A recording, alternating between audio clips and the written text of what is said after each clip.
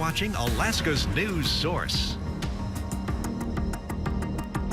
Today, homeless camps were cleared in multiple parts of town. Olivia Nordyke was at one of those camps today. The abatement process began earlier this week. The Department of Transportation says they arrived to clear debris from separate homeless camps and have nearly cleared the two that they were working on.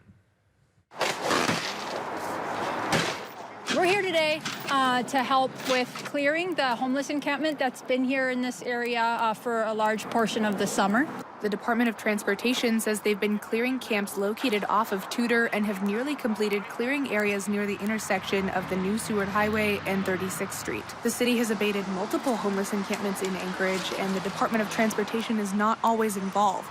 Catherine Keefe, Deputy Commissioner with DOT, says they're not involved in the formal municipal process called abatements, only the clearing. We have had multiple communications with the department. Their involvement stems from the location of the camps in question. Inquiring about what we're doing to ensure public safety.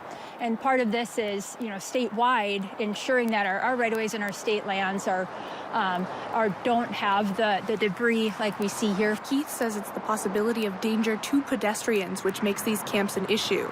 Now, with snow on the ground, people packed up. We had hoped, over a month and a half ago to be able to do this clearing. Keith says making sure occupants were properly notified was a concern while they worked with the city. To ensure that people had adequate time to be able to remove their belongings and have multiple organizations come out here.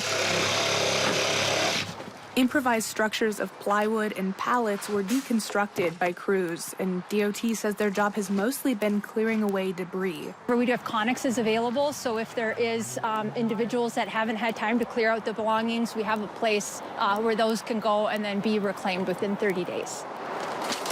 But there is a large volume of material to answer your question. As far as options go for people who are having to leave their encampments, Keith says resources have been made available, saying the city's HOPE team was on site to inform occupants of shelter or rehab options. I'm extremely appreciative of the municipality and the work that they've done throughout this year and last with finding the housing, the shelter as needed so that every person here had access to a shelter if that's where they choose to go. But according to the municipal shelter dashboard, nearly all available shelters are at or over capacity.